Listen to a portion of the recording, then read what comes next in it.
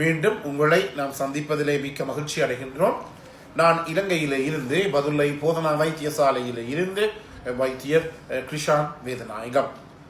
நாங்கள் இன்றையில இருந்து மிக முக்கியமான பகுதிகளை பார்க்க இருக்கின்றோம். எனவே தயவு செய்து இந்த நிகழ்ச்சிகளை ஆண்கள் பெண்கள் அனைவருமே பாருங்கள், மிகுந்த முக்கியமானது. எனவே கணவர்மார் பார்ப்பார்களாக இருந்தால் உங்களுடைய மனைவிமாருக்கும் அறிமுகப்படுத்துங்கள். அதே நேரத்தில் மனைவிமார் பார்ப்பார்கள் இருந்தால் கணவரையும் பார்க்க சொல்லுங்கள். அதே நேரத்தில் கேர்ள் ஃப்ரெண்ட் பாய் ஃப்ரெண்ட் ஆண் நண்பர்கள் பெண் நண்பிகள் இருப்பார்களாக இருந்தால் கட்டாயமாக இதை பார்க்க சொல்லுங்கள். ஏனென்றால் இந்த நிகழ்ச்சியை நடத்த சொல்லி இப்போது கூட கொஞ்ச நேரத்துக்கு முதல் ஒரு வைத்தியர் எனக்கு தொலைபேசி கொழும்புல எடுத்து சொன்னார், கிஷான் இதை பற்றி நீங்கள் கட்டாயமாக சொல்ல வேண்டும், நிகழ்ச்சி மிகுந்த நன்மையாக இருக்கிறது, உங்களை மாதிரி கலைப்பதற்கு ஒருத்தரும் இல்லை என்று சொல்லி என்னுடைய பெருமை நான் பாராட்ட வரவில்லை. எனவே இந்த நிகழ்ச்சிகளை நீங்கள் கட்டாயம் பாருங்கள்.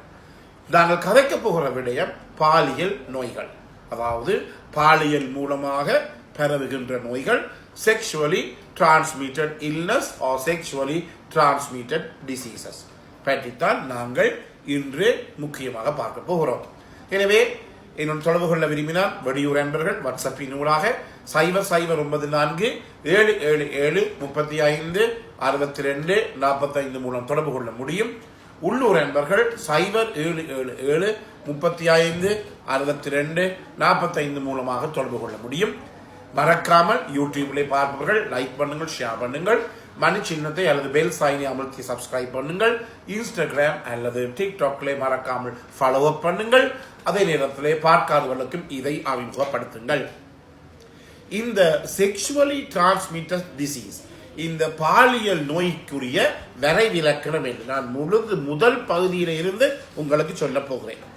வரைவிலக்கணம் என்றால் யாராவது இருவர் பாலியல் தொடர்புகளை வைத்திருக்கின்ற போது அது பாதுகாப்பற்ற பாலியல் தொடர்பாக இருக்குமாக இருந்தால் ஒருவரில் இருந்து இன்னும் ஒருவருக்கு பாலியல் நடவடிக்கைகள் மூலமாக பரவுகின்ற நோய்களைத்தான் நாங்கள் பாலியல் நோய்கள் அல்லது செக்ஷுவலி டிரான்ஸ்மிட்டட் டிசீஸ் என்று சொல்லுவோம்.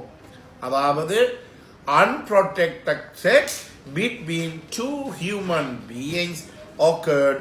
Due to that, the spreading of disease from one to another is called sexually transmitted disease.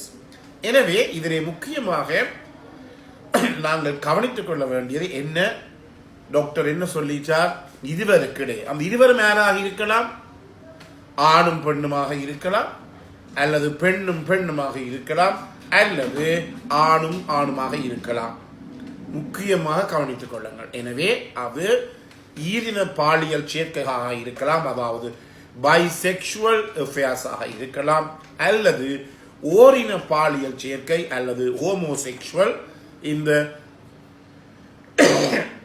Homosexual என்ற பெயரை நாங்கள் பாவிப்பது ஆண்களுக்கு மட்டும்.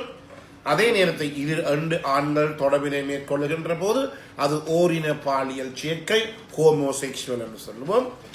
இரு பெண்கள் பாலியல் தொடர்புகளை மேற்கொள்ளுகின்ற போது அதை நாங்கள் ஹோமோசெக்சுவல் என்று சொல்லுவது கிடையாது, அதை சொல்லுவோம் நாங்கள் லெஸ்பியன்ஸ் என்று சொல்லுவோம்.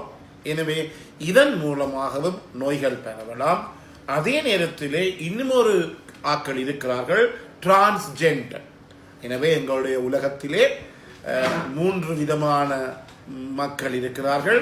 ஆண்களாக இருக்கலாம், பெண்களாக இருக்கலாம், அதே நேரத்திலே டிரான்ஸ்ஜெண்டர், அதாவது வேற்று பாலின மக்கள். வேற்று பாலின மக்கள் என்று சொன்னால் அவர்கள் ஆண்களிலே இருந்து பெண்களாக மாறினவர்களாக இருக்கலாம், அல்லது பெண்களிலே இருந்து ஆண்களாக மாறினவர்களாக இருக்கலாம். எனவே இதை நாங்கள் சொல்லுவோம் டிரான்ஸ்ஜெண்டர் என்று சொல்லுவோம். ஆணும் பாலியல் தொடர்புகளை மேற்கொள்ளுகின்ற போது அது கே என்று சொல்லுவோம். ஏன் இந்த வசனங்களை உங்களுக்கு நான் அறிமுகப்படுத்துகிறேன் என்றால் இதை பற்றி நீங்கள் தெரிந்திருக்க வேண்டும். பல பேர் தொலைபேசியின் மூலமாக தொடர்பு கொண்டு என்னுடன் கதைக்கிறார்கள். ஒருவர் தன்னுடைய மனைவிக்கு சொல்லி இருக்கிறார் நான் கே என்று சொல்லி. அந்த பெண் நல்ல காலத்துக்கு என்னுடைய தொலைபேசி அவரிடம் இருந்தது.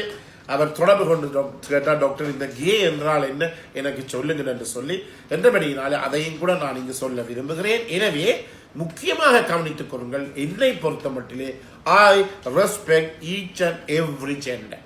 அது ஆணாக இருக்கலாம், பெண்ணாக இருக்கலாம், அல்லது வேற்று பாலியல் மாற்று சத்திர சிகிச்சை செய்தவர்களாக இருக்கலாம், அதை நாங்கள் டிரான்ஸ்ஜெண்டர் சொல்லலாம். எல்லாரையுமே நாங்கள் மதிக்கின்றோம். அவர்களுடைய செக்ஷுவல் பிஹேவியர், செக்ஷுவல் ஆக்டிவிட்டியை நான் மதிக்கின்றேன். எனவே அவர்களை பற்றி தரைக்குறைவாகவோ அல்லது கீழ்த்தனமாகவோ நாங்கள் பேசக்கூடாது, பேசவும் முடியாது. எனவே சட்டத்தின் மூலமாக அவர்கள் உலகம் முழுவதும் பாதுகாக்கப்பட்டு இருக்கிறார்கள். எனவே அதை பற்றி நாங்கள் பேச முடியாது. எனவே நான் முதலிலே சொன்னது போல செக்ஷுவல் டிரான்ஸ்மிட்டட் டிசீஸ் என்றால் இருவருக்கிடையிலே பாதுகாப்பற்ற உறவினை மேற்கொள்ளுகின்ற போது தொற்றுகின்ற நோய்கள். இந்த பாலியல் நோய்கள் எவ்வாறு தொற்றுகிறது? மூன்று முறையான மூன்று வகையிலே அதை நாங்கள் பிரிக்கலாம். முதலாவதாக நான் முதலிலே சொன்னது போல பாதுகாப்பற்ற பாலியல் உறவு. இந்த பாதுகாப்பற்ற பாலியல் உறவு என்று சொல்லுகின்ற போது அதை நான் முக்கியமாக உங்களுக்கு நாங்கள் தெரிவித்துக் கொள்ள வேண்டும். அதாவது உங்களுக்கு தெரியும், பாதுகாப்பான பாலியல் உறவு என்றால் அது ஆணுரை பாவிப்பதன் மூலமாக, கொண்டம் பாவிப்பதன் மூலமாக ஏற்படுகின்ற உறவுதான் பாதுகாப்பான பாலியல் உறவு. பாதுகாப்பற்ற பாலியல் உறவு என்றால் கொண்டம் பாவிக்காமல், ஆணுரை பாவிக்காமல் செய்கின்ற அந்த பாலியல் நடவடிக்கைகள் தான் பாதுகாப்பற்ற பாலியல் உறவு. இன்னொன்றையும் நான் இங்கு சொல்ல விரும்புகிறேன். உண்மையாக கணவன் மனைவி இருக்கிறார், மனைவி கணவன் இருக்கிறார். எனவே ஒரு கணவன் ஒரு மனைவியுடன் தொடர்பினை ஏற்படுத்துகிறார், அதே நேரத்தில் மனைவி தன்னுடைய கணவனுடன் தொடர்பினை ஏற்படுத்துகிறார். இருவருமே, அதாவது நான் சொல்லுவோம் ஏபிசி என்று சொல்லுவோம். ஏபிசி என்றால் இதை நாங்கள் எங்களுடைய பாடசாலை பிள்ளைகளுக்கு போய் நான் சொல்லுவேன். ஏபிசி என்றால் வைத்தியர்களை பொறுத்த மட்டிலே நாங்கள் பல்கலைக்கழகத்துக்கு சென்ற உடனேயே நாங்கள் படிப்பது ஏபிசி, ஏஆவே பிரீதிங் சர்க்குலேஷன். எந்த ஒரு நோயாளியையும் பார்த்தால் அவருடைய மூச்சு போகின்ற பகுதி நன்றாக இருக்கிறதா, அதாவது பாதை நன்றாக இருக்கிறதா. இரண்டாவதாக பிரீதிங், அவர் மூச்செடுக்கிறாரா, அவருடைய மூச்செடுக்க முடியுமா. மூன்றாவதாக பார்க்க போவது சி சர்க்குலேஷன், அவருடைய இருதயம், நாடி நாளங்கள், இரத்தம் எல்லாம் ஒழுங்காக வேலை செய்கிறதா. மூன்றையும் பார்ப்போம். இந்த ஏபிசிக்கு தான் நாங்கள் இன்னொரு ஏஐ நாங்கள் சொல்லுவோம். எங்களுடைய இந்த வாழ்க்கையில் நான் பல்கலைக்கழக மாணவர்களாக இருக்கலாம் அல்லது பாடசாலை மாணவர்களுக்கு நான் சொல்லுவேன். ஏ என்றால் abstinence of sex till marriage, B என்றால் be faithful, சி என்றால் condom.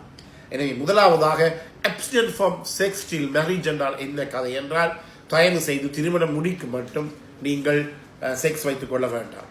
இரண்டாவதாக திருமணம் முடித்த பிற்பாடு பி ஃபெய்த்ஃபுல், ஒருவருக்கு ஒருவர் விசுவாசமாக நம்பிக்கையாயிருங்கள். மூன்றாவதாக ஆணுரை பாவியுங்கள். எனவே இந்த பாதுகாப்பற்ற உறவு என்று சொல்லுகின்ற போது ஒரு மனைவியோ அல்லது ஒரு கணவனோ தன்னுடைய துணையுடன் உறவை கொள்ளாமல் இன்னும் ஒரு அதாவது எக்ஸ்ட்ரா மேரிட்டல் அஃபேர்ஸ், திருமணத்துக்கு பிந்திய ஒரு உறவை மேற்கொள்ளுகின்ற போது அதையும் நாங்கள் ஒரு பாதுகாப்பற்ற உறவு என்று சொல்லி நாங்கள் எடுத்துக்கொள்ள முடியும். எனவே இதை பற்றிய விவரங்களை அடுத்த நிகழ்ச்சியிலே பார்ப்போம். மீண்டும் உங்களை சந்திக்கும் வரை நன்றி, வணக்கம்.